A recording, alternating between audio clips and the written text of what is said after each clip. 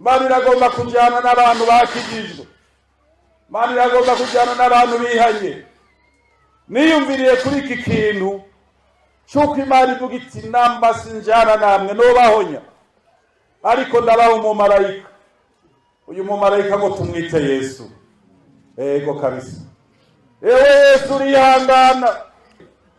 Yesu aradusengera yemwe shengero. Yesu aragukunda. Iyumvira ibyo ugenderamwo, ariko Imana ntikurandure. Nuko Yesu akiri ku ngoma, erega araha muri iki gikorane Yesu nashimwe. Ego me kabisa yaje. Amen, ari muri twebwe. Mwami wacu nashimwe ari muri twebwe. Ariko aragenda.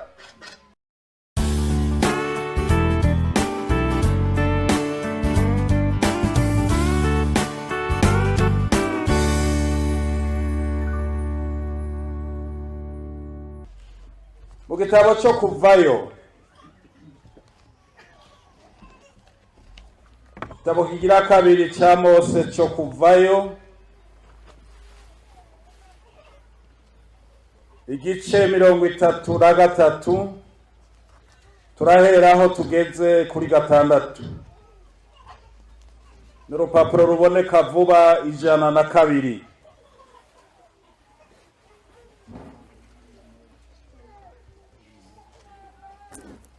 Ndasoma. Uhoraho abarira Mose ati nugende uvino mwe n'abantu bakuye mu gihugu cya Egiputa, muduge muje mu gihugu narahiye Aburahamu na Isaka na Yakobo ko nzogiha uruvyaro rwabo. Nanje ndarungika umumarayika abaje imbere nanje ndarungika umumarayika abaje imbere. Tunangira 3.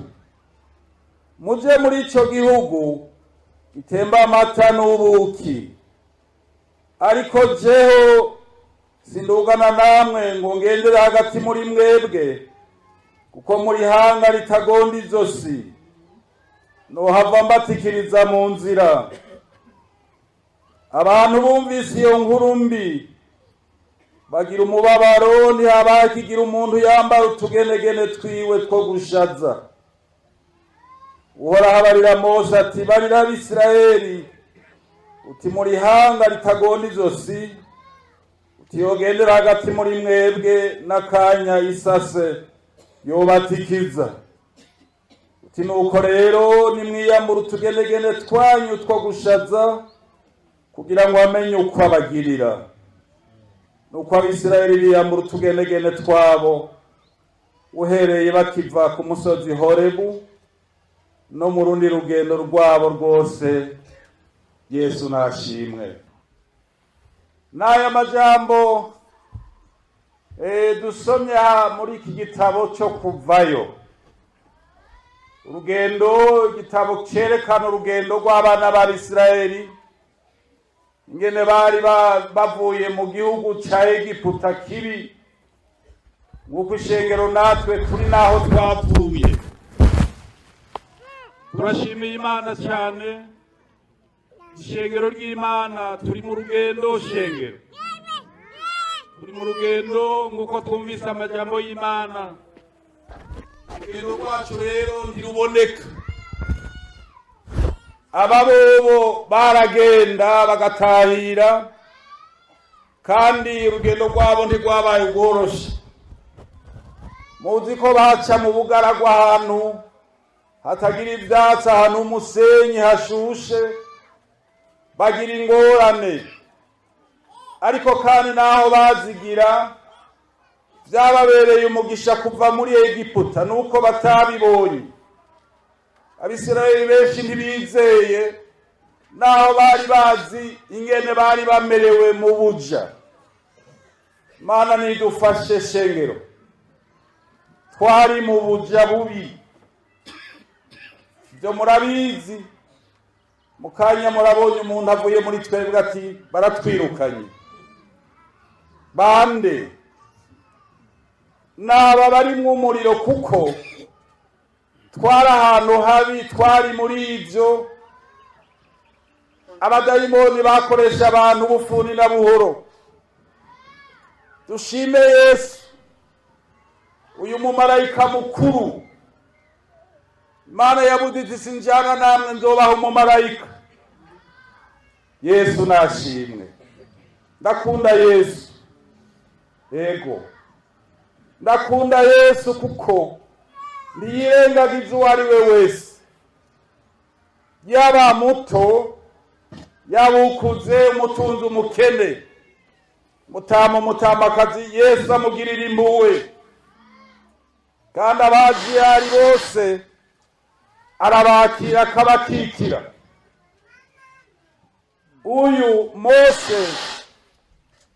Mose yagize ingorane muri urugendo rw'Abisirayeli. Hari habaye icyago kibi. Mose yagiye kubonana n'Imana yo majambo murayazi.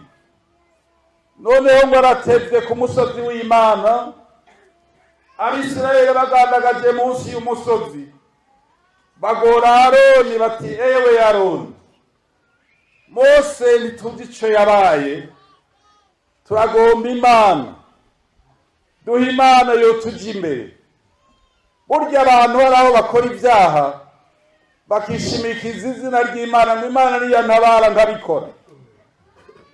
Abantu biba barakunda kubivuga ngo icompa Imana yomfasha nkabishikana noshima. Erega n'abicanyi barabigira ngo icompa Imana ikamumba. Yesu nashimwe. Yo biragahera. Dufise Imana idahindagurika. Mose aratevye, Aroni ararengerwa. Ngo aja muri bati nimukwatura impeta zanyu ndabaronderera iyo Mana mushatse. Erega ngo aracurika Imana, bari mu kiyaya batangura kugisenga. Murazi ingene Imana irabwira Mose, tewe Mose, manuka abantu bawe bahindutse bononekaye. Reka turabe harya inyuma gato. Inyuma 32:7. Uhoraho abarira Mose ati manuka ugende kuko abantu bawe wakuye mu gihugu ca Egiputa bamaze kononekara. Inzira nabageze bayitaye atanakanya bironkeye igishushanyo c'imasa bakivugutiye mu nkero, bagisenze, bagihaye n'ibimazi. Baravuga bati yemwe Bisirayeli, ngiyi Imana yanyu yabakuye mu gihugu ca Egiputa. Uhoraho arongera abarira Mose ati abo bantu ndababonye ico barimwo, n'abantu batagonda izosi. None upfe kundeka gusa uburake bwanje bubarurumbe ko mbahonye, ariko weho nze ngugire ihanga rikomeye. Cyarabaye igitangaza ko abantu bibagira. Mose naho byabaye bityo yagize amagorwa. Aha hepfo usomye yaragerageje gutakamba ingene Imana yobagirira imbabazi. Aterega Mana ni wabahonya abasi babo iriya misozi bakikije, bazoba bavuga bati waruroreye kubatsinda aho hantu. Umwami nadufashe. Rero twasomye hahandi 3:3. Abisirayeli bari muri urwo rugendo, twabonye ingene byababanye. Imana irashagura iti jewe sinjana namwe. Shengero ry'Imana dukoraniye hano inyakorambo, Imana nijana n'umunyabyaha. Eka namba uzo bimenyere, ugomba ukore, ugomba uririmbe, ugomba usenge. Hari ibintu bangikanye nijana nawe. Imana iragomba kujyana n'abantu bakijijwe. Imana iragomba kujyana n'abantu bihanye. Niyumviriye kuri iki kintu cyuko Imana ivuga iti namba sinjana namwe nobahonya ariko ndabaha umumarayika. Uyu mumarayika ngo tumwite Yesu. Ego kabisa. Ewe Yesu urihangana. Yesu arihangana nuno munsi. Yihanganira inyoberwa benshi. Hari abantu usanga yihanganira atari uko bagororotse, ariko umwami akabihanganira. Yesu niwe aduserukira. Yesu aradusengera yemwe shengero. Yesu aragukunda. Iyumvira ibyo ugenderamwo, ariko Imana ntikurandure. Nuko Yesu akiri ku ngoma, erega araha muri iki gikorane. Yesu nashimwe. Egome kabisa yaje. Amen. Ari muri twebwe. Mwami wacu nashimwe ari muri twebwe. Ariko aragenda. Niwe yagombye kwiriyinga iyi minsi. Murya ijambo ry'Imana, turya ijambo ry'Imana. Aragusengera n'uyu mwanya mu byo wagendeyemo byose. Hari aho akajwi kiwe, ijwi rya Yesu rirongorera. Urabyumva nawe mu mutima. Wobaha akanya ukiyumvira mu mutima. Hariho ijwi ririko riravuga. Hariho ijwi ririko rirakubwira. Turibuka bya bindi. Amen. Uribuka uko wagenze. Egome kuva mu ntago z'umwaka. Kera wari umuntu uyoboka, none uja warahavye. Hindura. Abantu benshi baragwana nayo majwi. Emerera ijwi rya Yesu rivuga riti haguruka. Uze ufata urugendo rwo kuja mu ijuru. Nababwiye ko urugendo rwacu rutagaragara, rutaboneka. Nitumva ngaha ngo tuje mu kindi gihugu. Dufise igihugu c'isezerano ni mu ijuru. Kandi abakijamwo bose n'aba bantu biyambura ibintu bidahimbara Imana. Imana rero naho Mose yasabye yatakamba, Imana iravuga iti yemwe babarire biyambure tugenegene, hanyuma nshemeye icyo ndabakorera. Biyambuye ubuntu bw'ubugenegene, ububi bwose bupfuye nabi, nshemeye icyo ndabakorera. Uze witege muntu w'Imana igihe uteguye byose, nuko Imana ikugirira neza iguha umugisha. Utugenegene. Narafashwe n'iri jambo, niryo nagize ishimikiro kwiyambura. Kwiyambura muri urugendo shengero turimo. Ishengero ry'Imana murashashe. Ese two kwiyambura, umuntu wese akiyambura utuntu duto twatundi twita kandaci. Karakubujije ijwi rya Mpwemu Yera. Kera Mpwemu Yera yikina amatavu muri wewe, none Mpwemu Yera yaroye he?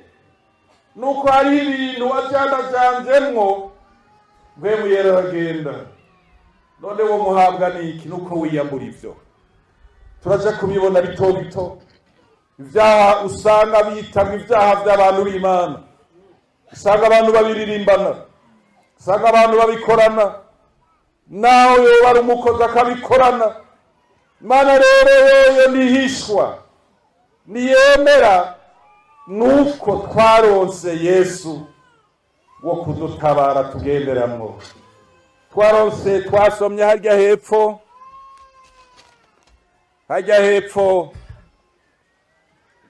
Imana imaze kuvuga ati jewe sindugana namwe. Murongo wa 4, abantu bumvise iyo nkuru mbiba bagira umubabaro, ntihabaye ikigira umuntu yambara utugenegene. Yesu nashimwe. Ese twovyumva kumwe iyi nkuru iriko iravugwa ahantu Nyakaramu ubutumwa bwiza, ivyo waho urukundo ugaca ubivamwo ugatsinda amavuta. Yesu wanje ndagomba kuzogirira iyinga icibutso. Woba warasubiye inyuma, woba wararigwije n'ubusi ibikorwa vy'Imana wahoramwo, haraho woba warakorera Imana, wararirimba, warasenga, wakora ibikorwa bitandukanye, none se warabivuyemwo. Ese wo kumva iyi nkuru ukaca wicuza mu mutima uti mana ndababaye, ndagomba kungirira imbabazi. Imbabazi z'Imana ziracariho shengero ry'Imana. Nico catumye Imana ica mu bakozi ikabatuma cyane bahindagiza, egeranya abantu banje mbacurira amajambo nibi kugira ngo abantu bakire imitima ibiri, abantu bagira umutima umwe. Yemwe shengero, urugendo turimo rwo kuja mu ijuru ruhambaye, tugira umutima umwe. Abantu rero ngo bumvise iyo nkuru bagira umubabaro, batangura kwiyambura ubugenegene. Usomye hajya hepfo urabibona umurongo wa 5, uhorabarira Mose ati barira Abisirayeli uti muri hanga ritagonda izosi, ukiyogendera hagati muri mwebwe n'akanya isase yobatikiza. Uti none rero, uti nuko rero nimwiyambura utugenegene twanyu two gushaza. Biboneka ko Abisirayeli bari n'ibintu bishimiye vyo gushaza, bari bagira Imana utugenegene, ariko ndanezerwa hepfo ngo baca baravyemera bariyambura utugenegene. Imana iranezerwa. Shengero ry'Imana, kwiyambura utugenegene no gutungana, no gutunganira Imana. Turabona ingene Imana yamye igomba abantu ingene botungana. Basogokuruza bacu ba Aburahamu, hari igihe Imana yamugirira neza iramubwira. Aburahamu yari mu bibazo, kumbura arakuza afise imyaka myinshi, arihebuye ko atarose umwana, ariko Imana iramumenyera ibiri imbere bikiri kure. Iti yewe Aburahamu, ico baciza wontunganira ndagufise kw'ivyiyumviro. Nguko uno munsi hano mw'ishengero mukirisu uraha, mufasoni mushinga ntahe gwaruka, Imana iragufitiye imigabo nuko utayizi. Hariho ibintu biri imbere Satani atagomba ko woshikira. Ico nico kibi Satani niko ameze, agomba gusubira inyuma umuntu kugira ngo Imana ntizimushikirize ivyo yamugeneye. Ariko Imana irakubwira iti pfa gutungana gusa. Uyu munsi koraniro muri hano ngo dutunganire Imana. Ego kabisa, murabe iki Imana idukorera, murabe ingene Imana iduhezagira. Soma hajya itangurira urabe 17, itanguriro 17 iki Imana yabwiye Aburahamu.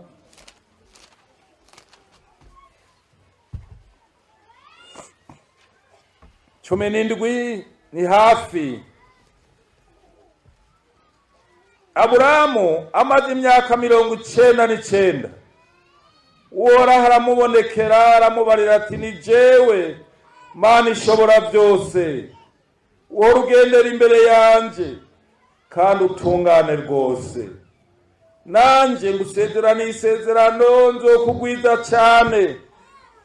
Aburahamu arapfukama arunama, Imana iramubwira iti raba jewe ubwanje ndagusezerana isezerano, uzoba sekuruza w'amahanga menshi. Mana yacu nishimwe, n'ubu iravuga, ivuga iciye mu ijambo ryayo, iriko iravuga. Mwebwe mwese mwavuye irya nino, Imana iriko iravuga. Imana iravuga iti wewe muntu utungana, weze urabe ingene ndagukorera. Umukozi w'Imana ngaheje gushima ingene yatunganiye Imana, akarenganya amaso ibintu bitari biki, ibyo abandi badashobora kwihanganira. Gutunganira Imana no guheba byose. Umuntu akavuga ati hako nokora iki, nofuma mpfa. Yewe ugafuma upfuri mu maboko y'Imana. Ego kabisa, abantu benshi baragwanira ubugingo, baragwanira kubaho, ariko igihe usezeranye uti Imana akira ubugingo bwanje, hako ncumura, Imana nayo irabona kubaye umwizigirwa. Tungana, kandi gutungana si wewe witunganye, ni Yesu. Ni ya maraso twogamwo amwe Yesu yavira ku musaraba. Ayo maraso araha ntituyabonesha amaso, hari iriba rinini yewe duhava twibiramwo.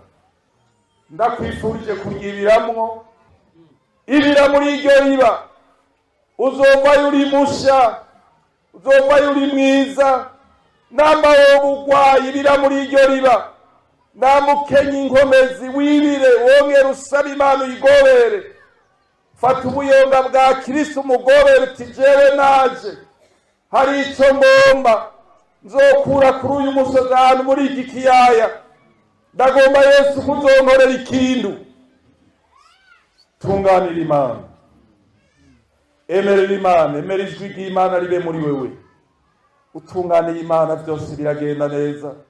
Siko kuvuga ngo hazobura ibikugora yewe muntu, ariko utegerejwe guhangana navyo. Uyu mwambaro wera ukanka ko wandura, mwambaro wambitswe na Yesu Kristo, nitwemera ko wandura. Tinaho ubuzima bwanje bwotambuka, ndafise abanyakira abamarayika bo mwijuru, boba bari kwirembo bakira ubugingo bwanje budatosekaye. Hako wopfuga ja mu muri udashira. Imana nidufashe, shengero ry'Imana gutungana, munatunganya ingeso. Hari ingeso zitwikurikiza, hari ingeso twavukiyemwo zigenda zigaruka. Yeremiya yarabivuze nawe nyene bibarirwa hajya ugicendwi. Reka tuharabe Yeremiya igicendwi umurongo wa mbere, majambo musanzwe muzi bakozi b'Imana n'ishengero, ariko ijambo ry'Imana ndarikunda ni ryiza. Yeremiya ndwi duhereho. Imana yongera kwinginga abantu ngo bihane. Ijambo rivuye kuhoraho riza kuri Yeremiya riti hagarara ku kirimba kirora ku ngoro y'Uhoraho, uhatangariza iri jambo uti nimwumve ijambo ry'Uhoraho mwebwe mwese b'Ubuyuda, abaca muri ibi birimba ngo musenge Uhoraho. Uku ni kuhoraho agize nyene ingabo, uku ni kuhoraho nyene ingabo agize, niwe Mana y'Abisirayeli. Ati mutunganye ingeso zanyu n'ibikorwa byanyu, nanje nzobabesha aha hantu. Hepfo urabona yaranababwiye ati ntimwizigire ibi, ntimwizigire urusengero, ntimwizigire ibindi, ntimwizigire inkomezi, ntimwizigire ubwenge yemwe shengero. Ico dusabwa gutunganya. Tunganya ingeso. Hoba hari ingeso yakwiyegeje, hoba hari ingeso idaheba umuntu. Burya mu bantu haraba ingeso nyinshi, ugasanga hari ingeso yananiye umuntu n'ahari umukristo. Iyo ngeso ikama ivyuka. Muririmbyi yararirimbye ngo za ngeso Satani yanyaduza mwamuzirandura uzihonye. Naha dutekera umutwaro w'ingeso zacu tukazishikiriza Yesu, ari n'ahandi azishira ingeso ntizibukwe. Tunganya ingeso. Ingeso, ego kabisa hari usanga umuntu afise ingeso, ego ingeso kamuvyuka. Ingeso, reka turabe ingeso, ego me kabisa turabe ingeso. Paulo yarabibwiye Abanyefeso 4 umurongo wa 25 amajambo muzi. Ingeso zimwe zimwe zitwikurikiza zibuza abantu kuronka umugisha, naho babaye abakristo. Ingeso nabivuze, ingeso iyo ziri muri wewe, mwe muyera rigendera wari wararose. 25 havuga ngo ingeso zikwiranye n'umukristo, maze mwiyambura ibinyoma, umuntu wese avugana ivy'ukuri na mugenzi we, kuko muri ngingo z'abagenzi kuko turi ngingo z'abagenzi bacu. Nimwara kandi bikabakoresha icyaha, izuba ntirirenge mu kiratsi, kandi ntimuhe wamurwanije icicaro. Wiba ntakongere kwiba, ariko apfuma acumukura, akoresha yiwe maboko ibyiza kugira ngo aronke ibyo gufasha ukenye. ntihaze hagira ibiyago bibi biva mu kanwa kanyu, ariko muvuga ijambo ryiza ryose ryo gukuza ukwiye kuribwirwa, kugira ngo riheshe abaryumvise ubuntu bw'Imana. 30. Kandi ntimukababaze mpwemu yera w'Imana yabashiriweko kuba ikimenyetso gushitsa ku munsi wo gucungurwa. Umururazi wose no kujingitwa n'uburake no gutongana no gutukana bibavemwo, hamwe n'inzigo yose. Mugiriranire neza, mugiriranire imbabazi, muharirane nk'uko Imana nayo yabahaririye muri Kristo Yesu. N'ayo majambo bene data, ingeso, gutunganya ingeso, ngizi ingeso zitubamwo zirondera kuba mu muntu. Shetani ni mubi, aragomba konona imitima. Satani ni mubi, aragomba ko abantu batazoshika mw'ijuru. Arafise ibitsitaza byinshi, arazi gukunda Imana, arazi kuyikorera, ariko hariho ibindi agenda aramija. Izi ngeso hari aho usanga zitunanira, ugasanga ibinyoma mu bantu biragwiriye, abanyabinyoma barabaho.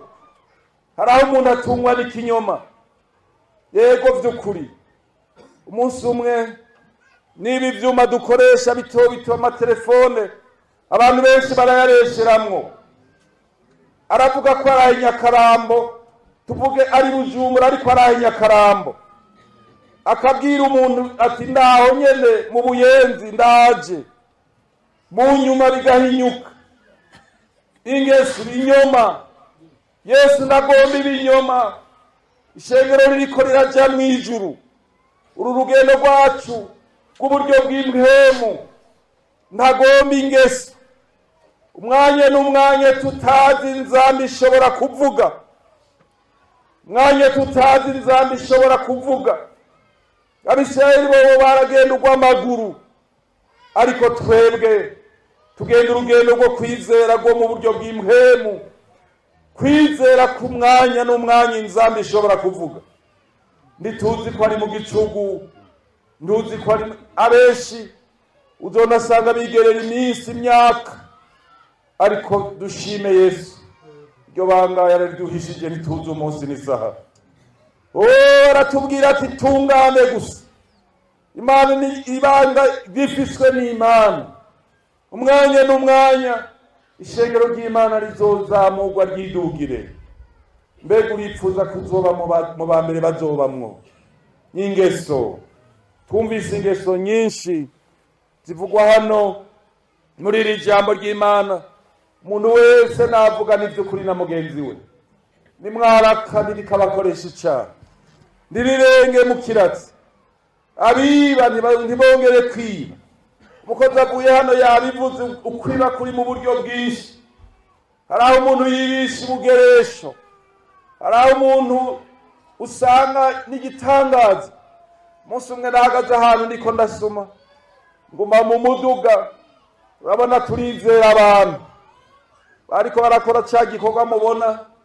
Ayo mahari hahagaze abantu ibiro bibiri binaka, abantu bariho babona pimye kilo n'inusu. Baramubwira bati, yewe naka ko uzimvye rya muntu, mbirega barya nibo turongera ku kintu uko ntibaraba. Begome arivye bariho nkabo, ubutunzi nk'ubwo budasengeye, butarimwo umugisha. Uwiba ntakongere kwiba. Aha hantu niho turi kuri iki kibuga c'amahoro, kibuga c'umugisha, kibuga hari amaraso ya Yesu twogamwo tugakira. Twabonye ibintu byinshi byadondaguwe, ntihaze hagira ibiyago bibi biva mu kanwa kanyu yemwe shengero. Nukuri abantu b'Imana turasabwa kuvuga amajambo akuza abandi. Egome gukuzanya mu ijambo ry'Imana. iyo abo bantu bagwiriye usanga naho bamwishengera abantu bavuga amajambo atari yo gukuza abandi, ishengero riba mwimbeho. Yemwe shengero, twumvise hepfo yaho ngo ntitukababaze mwemu twahawe yaje nk'ikimenyetso kugira ngo dushike ku munsi wo gucungurwa, igihe tuzozamurwa mwemu yera ari wazotuzamura. Ijambo ry'Imana ni ryiza ngo azotwambika amababa. Yo twisanganirira umwami mu kirere. Mbega urafise ibyo byipfuzo? Jewe nanje ndabyipfuza ko umunsi tutazi inzambi izovuga tugasanganirira Yesu mu kirere. Bene data shengero ry'Imana, n'aya majambo dufise, mwiyambure.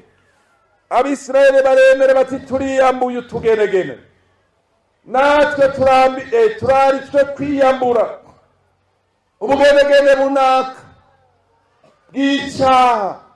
Mbere y'Imana nta cyaha gito kibaho. Yewe muntu uri hano uvyumve, iyambure bya bindi ntazi. Uko ubaye urakuzi, uko wagenze ukuvuga urakuzi, intambuko zawe urazizi. Yesu nakumfashirize ugira uyu munsi aho byakabereye. Ewe wajambo,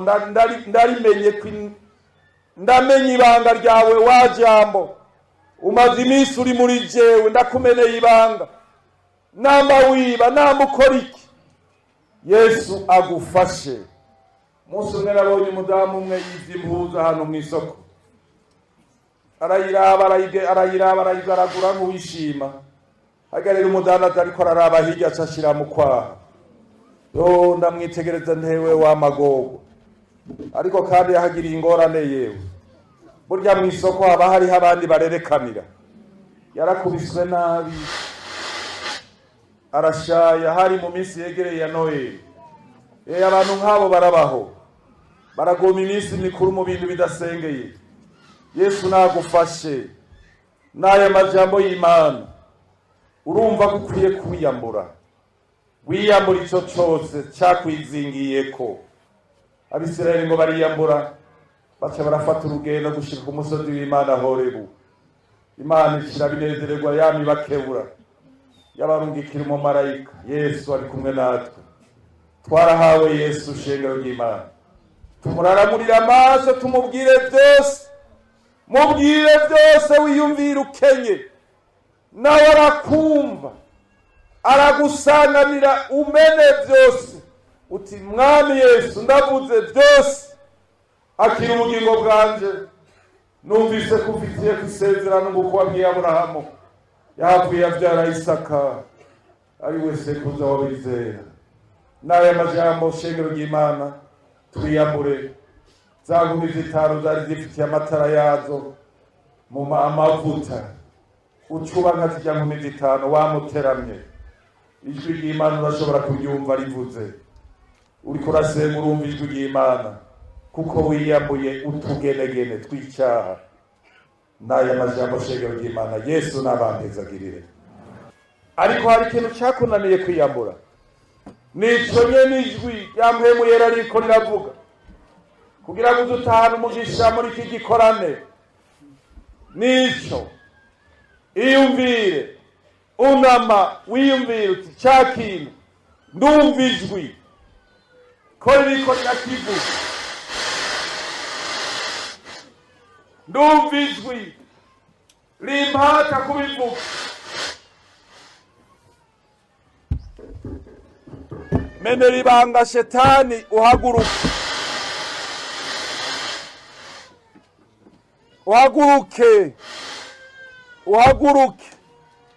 Uhaguruke ucuza abakozi b'Imana bakurambike ku biganza.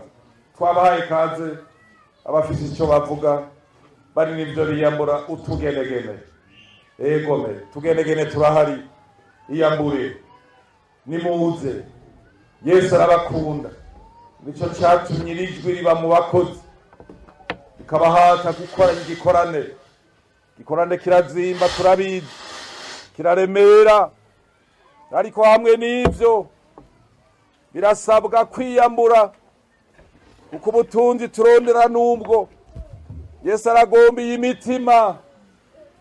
Yesu aragomba ubutunzi bw'iyi mitima ngo abugereremwo, gomba bugerera mu mitima yanyu mwiyambuye byose, hanyuma tukabandanya urugendo rutabonwa n'amaso y'abantu.